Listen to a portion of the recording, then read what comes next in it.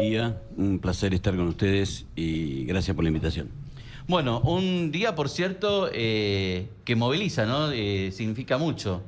Sí, la verdad que sí. Pasan los años y la cuestión sigue movilizando cada vez más.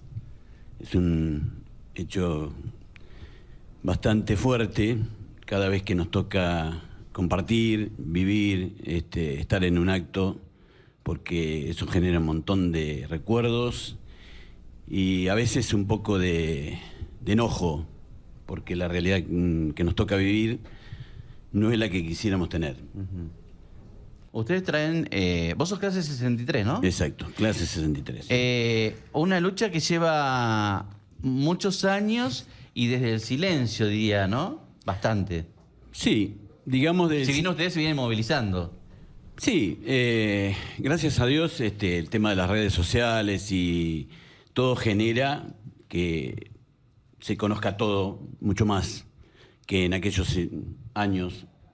Calculá que son 43 años de aquel día que fuimos subidos a un tren y embarcados a un lugar sin rumbo, sin conocer que era la guerra lo que nos esperaba. Así, ¿Cómo te llega, perdón, cómo te llega a vos la notificación? La notificación me llega... yo tengo tan presentes los recuerdos de esa etapa porque en sí nosotros estamos haciendo el servicio militar que era obligatorio en aquel momento. Teníamos 55 días de instrucción militar. De hecho, que estábamos en un campo que se hacía la instrucción militar cuando te incorporaban, cercano a Junín, al distrito militar. Y esa semana nos tocaba Franco, coincidía con Semana Santa. Así que nos dieron, eran 4 días prácticamente que teníamos de Franco. Como jóvenes de 18 años que hicimos, salimos a vaguear. Haber estado 55 días en instrucción militar y no venir a tu casa, me ameritaba una salida. Y a las 3 de la mañana recuerdo que llega la policía a mi casa, digamos, a los domicilios de casi todos los que estábamos de Franco acá, hasta decirnos que nos teníamos que presentar en el distrito militar a las 6 de la mañana del otro día. Nosotros el día anterior, es decir, el día que nos vinimos de Franco, nos vinimos llorando, porque había gente de la clase 62, gente conocida de los toldos, que se quedaban y que sabíamos que se iban a Malvinas porque se rumoreaba adentro. Entonces, para nosotros, todo un acontecimiento. Cuando nos dijeron así, dijimos, bueno, nos vamos a quedar haciendo guardia en el cuartel porque seguramente se fueron. Que ellos estaban de baja, realmente la clase 62 se venía de baja porque se hace un recambio. Y no, ese día fue todo un movimiento que no sabías qué pasaba. Bueno, a nosotros, yo pertenecía al grupo de artillería, la batería de comando y servicio, y nos llaman y nos dicen, vamos a formar una operación, qué sé yo. Bueno, a partir de ahora ustedes se van a llamar la batería bote. No entendíamos nada, bueno, la batería bote. Empezaron a entregar ropa, campera, bueno, borseo. Y ese mismo día nos formaron, nos embarcaron en el camión y nos fuimos a la estación de tren. Yo coincide, en aquel momento trabajaba en la Ganadera de los Toldos, que recordarán ustedes. Sí, en Calle Mitre. Calle Mitre. Veo una camioneta, que era la del escritorio, la que reconocí, y lo veo a un compañero, que era José Gribuela, y lo llamo, le pego el grito, José, avisá a mi casa que me voy, pero no sé a dónde. Así que ahí nos embarcaron hasta San Antonio Este, que es donde termina la vía del ferrocarril San Martín. Muere ahí, así que a bajar todo. Con lo único lindo que ese día nos cruzamos a un bolichón que había ahí enfrente de las vías, compramos cosas, qué sé yo, y hasta compramos una cámara de fotos. La Minolta, sí, que era triqui. Sí. Bueno, y llevamos eso. Eso nos salvó, digamos, nos permitió tener recuerdo de aquel momento, porque fotografiamos, sí. En ese momento, Roberto, ¿se te pasó por la cabeza? No, a lo que iban no. No. A ver. Digo, porque algo de conocimiento tenías en cuanto a la otra clase, pero no te imaginabas a lo que iban ustedes. No. Imagínate que adolescente de 18 años. Claro, sí. Es más, hay anécdota de de cuando estábamos ya afincados en un lugar que tampoco, en realidad tampoco nos dijeron ustedes van allá. Hicimos un periplo de no sé cuántos kilómetros, porque pasamos por Caleta Olivia, que ahí tuve un recuerdo, y sí, como que sí, el Colegio San José, un colegio de monjas, 700 mujeres, un gimnasio, y asocio con la entrada al lugar, que era como si fuera la avenida San Martín, el Boulevard, y ahí figuraba el colegio, ¿viste? Claro. Esa imagen, y estuvimos una noche, nos echaron, imagínate, 18 años, mujeres, soldados, se armó un hecatombe terrible, así que nos echaron, directamente nos echaron. Al otro día nos tuvimos que embarcar. Tras esto eran viajes en camión, comíamos a la vera de la ruta, Claro, sí, no había higiene de nada. Hasta que terminamos, bueno, la zona más crítica fue Comodoro Rivadavia, que terminamos parando en un basural. Armamos carpas ahí, te levantaba la noche, teníamos un tanto así de tierra adentro, porque sopla viento terrible en Comodoro. Y la noche más crítica fue una que aparentemente llegó una orden que si no venían los tanques de Córdoba, nosotros teníamos que embarcarnos a Malvinas. Claro. Que tampoco, a ver, tampoco teníamos conciencia que era Malvinas, ¿eh? Sí, sí, no, sí. No es que, digamos, porque no había preparación, porque no había nada. En general, discúlpame Roberto, era un desconocimiento de toda la población, ¿eh? No sé si solamente... Yo el día de hoy tengo el anhelo en mi vida de poder hacer el viaje a Malvinas y conocer el suelo. Claro. Porque todavía no llego a dimensionar lo que es Malvinas. Tengo por suerte gente que ha viajado, que me ha comentado, pero es una cosa que vos no llegás a dimensionar, nunca llegamos a dimensionar. Y retomando un poquito el hilo estuvimos ahí en Comodoro, bueno, llegaron... ¿Los de Córdoba? Y bueno, y a irnos de vuelta. Salimos a la ruta. Terminamos llegando a Santa Cruz, a Comandante Luis Piedrabuena, que hay estaba como el ejército acá en Junín, que tenían un establecimiento, y entramos, no había nadie, golpeamos las manos, no había nadie, nos metimos. Ahí nos quedamos. Lo bueno que tenía, que era un lugar calefaccionado, acorde a la situación que se vive normalmente en Santa Cruz. Y bueno, después pasamos a hacer guardias, que eso es lo interesante de todo esto, que recién ahora está queriendo salir a la luz, que es el continente fue una prioridad a los ingleses. Es decir, cosas que quedan...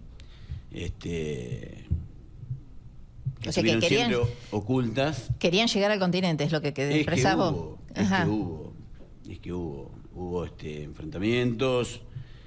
Y lo más grande de todo esto es el reconocimiento que tienen los ingleses en cuanto a eso, porque hay al que le gusta la historia, al que le gusta indagar sobre esta historia, lo puede hacer tranquilamente porque hay informes, declaraciones de los ingleses que también cuestionan el por qué no hay reconocimiento hacia todos los que participamos de Malvinas. Claro, sí, sí.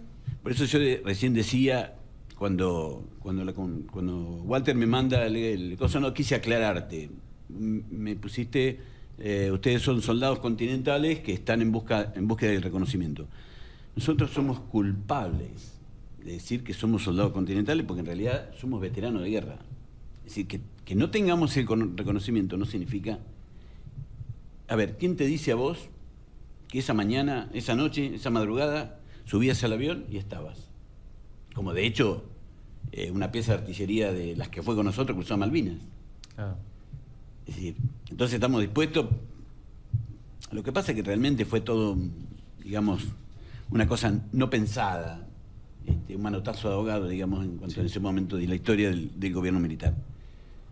Que si hubiese sido un poquito pensado, yo creo que hubiese sido otra la historia.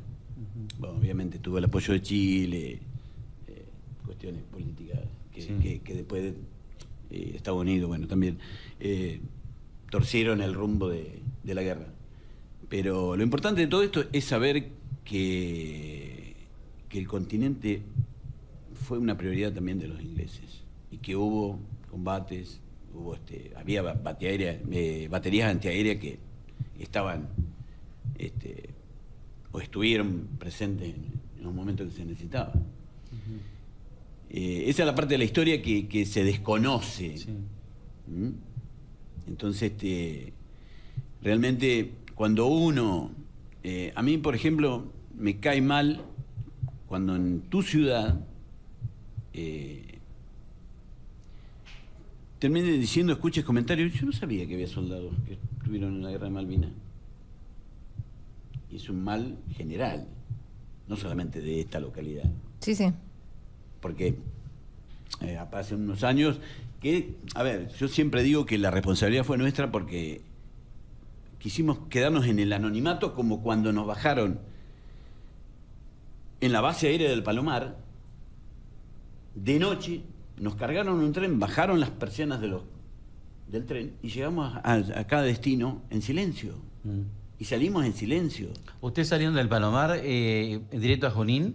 Sí, sí. Con las mismas características que los otros soldados, digamos, que no se podían dejar ver. Nada. Te estoy contando la realidad. Claro. No, sí, porque lo hemos escuchado en otros testimonios. No. A ver, fue una estrategia. Una estrategia militar, Sí. el silencio. Y de hecho, si tuvieron la oportunidad el otro día de ver el testimonio de las enfermeras, Sí, estuvieron acá. Estuvieron acá. coincide totalmente con lo que yo te digo o con lo que, Sí. o con lo que se dice, porque es la realidad. Casi la historia la tapó, la ocultó. Y llegamos al pueblo y yo recuerdo decir, pasaron muchos años y vos empezás a hacer una catarsis de todo eso que pasó después de 30 años. Cuando un día dijimos, che, vamos a juntarnos. Y nos juntamos. Que fue el 9 de julio, bueno. Y ahí tenemos un grupo y empezamos a tratar de luchar por esto. ¿Qué importa el reconocimiento? Porque lo económico, a ver, seríamos hipócritas en decir que la pensión no está buena, ¿no? Sí, para aquellos que lo cobran, es una buena pensión. Pero más allá de todo esto, terminar con decir, con esta diferencia de decir soldados continentales y veteranos de guerra, o movilizados al Atlántico, al teatro de operaciones, todo lo que se dice, y decir, no, somos veteranos de guerra. Ya está, punto. No digamos más que somos soldados o movilizados o lo que soy. Sería una manera, a lo mejor también de ir sanando las heridas de todos, ¿no? No solo de ustedes, que lo viven en carne propia, sino también de la familia de los que no volvieron. Ha sido muchos años que a lo mejor todos nos callamos algo. Viste que nos cuesta hablar de determinados temas. Hemos ido aprendiendo a medida que vamos viviendo, creo. Pero no hay que bajar los brazos, porque si no sería una manera de resignarse a no sanar. No sé si me entendés lo que te digo. No, sí, te entiendo perfectamente. Como responsable número uno somos nosotros. Claro, sí, te entiendo el punto de vista. Porque Sí. te estoy diciendo que hace Sí, que ni siquiera 10 o 15 años dijimos, che, ¿qué pasa? Juntémonos. Juntémonos. ¿Por qué no? Amén de que, bueno, siempre... acá, por ejemplo, vos viste que nosotros cuando se organiza algo, incluso, bueno, el 6 de agosto, si se va a hacer el desfile, qué sé yo, va a venir gente la gente que estuvo con nosotros, ¿sí? Que son de distintas ciudades, que son de 9 de julio, que son de Chacabuco, Chivilcoy, que ellos no tienen la posibilidad, y reconocen agradecidamente, no tienen la posibilidad de enfrentarse al pueblo, porque hay gente que les frena o no les permite, porque son veteranos reconocidos, Claro. participar en un acto. no Bueno, se acá- pueden visibilizar de alguna forma. Claro, ¿viste? Entonces abrir puertas hacia afuera para la gente que siempre ha estado, le ha permitido en su misma ciudad, en su mismo lugar donde viven, mostrarse y decir cómo. Porque lo que te digo, las redes generan cosas buenas y cosas malas. Sí. ¿no? Sí. Pero en esta cuestión les ha permitido un poco más, incluso sentirse valorado y decir, bueno, che, loco, yo también me tengo que hacer la cabeza de que yo también soy igual que los otros sin haber cruzado el charco. Pero estuve acá. Y todo lo que hiciste vos fue porque nosotros hicimos. Porque, por ejemplo, los aviones que volvían a cosas no eran atendidos por los que estaban allá, sino simplemente por los que estaban acá. ¿Entendés? Y las municiones y la logística se hacía desde tierra. Claro, sí, entonces, sí. tiene que ver con todo y tiene que darse esto de decir, bueno, dejémonos de joder, hablando mal. No, está bien. Roberto, Sí. de lo vivido allí en la base, ¿qué momentos fueron de mucha tensión? ¿Qué recuerdos hay? Mira, siempre hubo rumores, siempre estabas alerta a alguna alarma. Nosotros estábamos en un lugar estratégico, según lo que nos decían, que cuidamos una usina generadora de corriente, que si había algún bombardeo cerca, teóricamente Era objetivo. Era objetivo, ¿no es cierto? No pasamos nosotros, pero alarmas que sonaron en lugares de la costa patagónica, sí. Por suerte nosotros no. Siempre estuvimos ahí, ¿viste? Era una cuestión de que no sabías nunca qué pasaba, porque era un silencio siempre. Lo único que sabíamos, lo que se escuchaba en aquel momento por el Estado Mayor Conjunto, Sí. por ahí Los comunicados. informativos que Los mandaban, famosos sí, y nosotros comunicados. festejábamos. No sé si era realidad o no. Claro.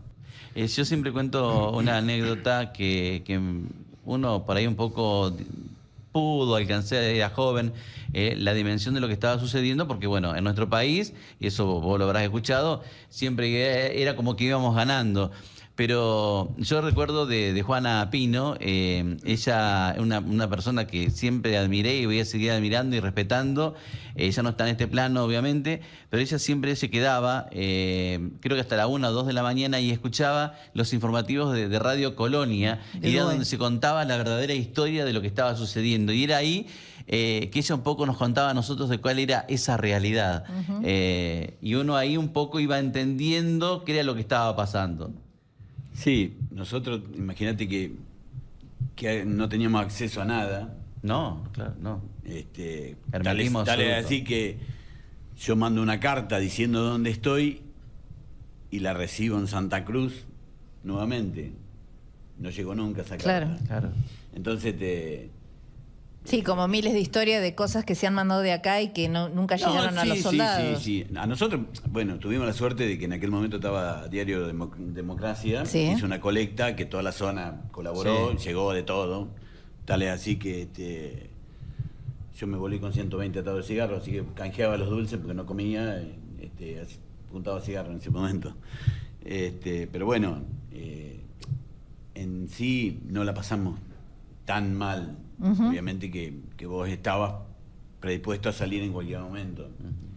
Pero bueno, esa cuestión de no saber qué iba a pasar y cómo iba a terminar. Sí, la incertidumbre. Y que haber caído del peligro y de lo que se estaba viviendo mientras lo estabas viviendo, porque uno no era consciente de nada. No, en realidad no. Nosotros, además, no teníamos información de nada, porque son tuvimos esa suerte de ir a custodiar una usina, que yo por un episodio que tengo con un sargento, que era el que nos manejaba, me pega un piedrazo porque perdemos una práctica de tiro, me pega un piedrazo, yo me levanto el pie, me pegan el tobillo, voy a enfermería, bueno, y ahí hago amistad con él porque nos llevan a cuidar una usina, y suena un teléfono, que Dios diga porque sonó en ese momento, que era de una operadora, que en aquel momento se comunicaban por vía operadora, Sí. y una operadora que quería comunicarse. Entonces yo en ese momento recordé a Lila Arbizu, pobrecita, y le digo, operadora, hágame un favor, comuníqueme con Lila Arbizu de Los Toldos. Y ahí hicimos el primer enlace, que el sargento pudo hablar con su familia, que nosotros coordinamos una llamada porque no había teléfonos. Claro, sí, era otra época. Entonces coincidimos con una casa donde pudieron reunirse la familia, y al otro día que íbamos, a los 3 o 4 días, ahí hablamos por primera vez después de 2 meses. Claro.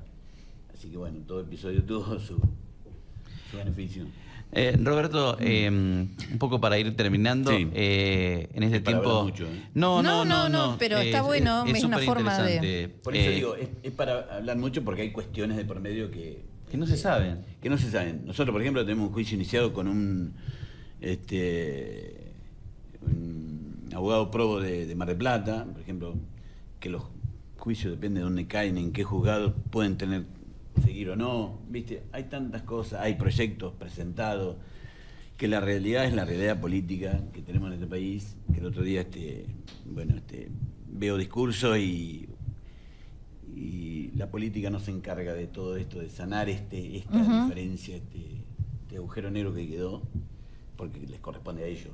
Es decir, porque esto, en realidad, volviendo, por eso te decía que un poco siempre fuimos veteranos de guerra, nada más que en aquel momento Alfonsín, cuando se labra la ley que reconoce, al año, no me acuerdo cuándo pasó, modifica esa ley, donde empiezan a poner primero los que tuvieron después del paralelo 42, después, bueno, haber entrado en combate o no, bueno, todas esas cuestiones nadie las sabe, por eso dice usted dónde fueron, pero la ley le correspondía a todo el mundo. Es más, si vas a los tratados internacionales te dicen que toda persona o sujeto, individuo que haya sido convocado a un conflicto bélico, haya participado o no, le corresponde la pensión de veterano, claro, o el reconocimiento, digamos. Claro. Porque siempre que hablamos de pensión, dice, usted intereses económicos. No. Uno lo que quiere decir este día, tengo la medalla, tengo Sí, diploma. como yo te decía, es una manera también de ir sanando. Sanar sí, esa historia, sí. Sí. Para todos. Que el tiempo corre. Roberto, bueno, un poco hoy sos la cara visible acá en, Sí. en la radio. Sí, eso es lo que Vamos a, si te parece, mencionar a los chicos también que forman parte de esta historia. Bueno, sí, yo siempre, esto es, que se presente uno no quiere decir que desconozca las personas que han estado con nosotros. Bueno, el caso de Walter Escudero, Daniel Formarí, que no está acá en Los Toldos, Jesús de Marchi, que sí está acá, bueno, el fallecido Juan Rodríguez, que era el mozo de Flamengo, si se acuerdan Sí. ustedes, que estaba 9 de julio, pobrecito, y falleció hace un tiempo. Después Mario Biurriet, Juan Olalde, ¿quién me queda? Hugo Moyano y Rubén Petrucci. Rubén Petrucci, que perteneció a Fuerza Aérea también, sí, y Walter Gómez. Somos 11 de ese grupo, del grupo Artillería 101, que es Junín. Claro. Rubén estuvo en la Fuerza Aérea, que también, obviamente, busca su reconocimiento. Bien. Bueno, ¿algo más? No, simplemente que, bueno, para todos y para esto de no bajar los brazos y seguir hablándolo, seguir charlándolo, de una forma también de sanar y de, no sé si como sociedad estamos aportando algo, pero que el espacio está abierto para seguir la charla, ¿te parece? No, está buenísimo. Siempre sería bueno. Sí, yo he tenido la oportunidad de estar en las escuelas, en jardín, hace poquito me llamaron a un jardín, pero que la sociedad se entere que no fuimos simples soldados que hicieron el servicio militar, que era obligatorio, digamos, que sí pertenecimos a aquella parte de la historia. Yo me acuerdo que un día armé tenía que un discurso y lo terminé diciendo porque nosotros somos parte de la historia. Pero fue una cosa que surgió en ese momento que vos decís, estoy queriendo sanar mis heridas. Claro. Yo soy parte de la historia, o todos, digamos, ¿no? Sí. Quienes estuvimos. Es una cosa que te permite decir, bueno, yo estoy acá, fui, entonces debo saber y debo decir que lo soy. Claro. Está Esa bien. es la realidad. Roberto, Gracias. La lucha continúa. Gracias, muy amables a ustedes y en representación del grupo que está con nosotros, agradecido totalmente.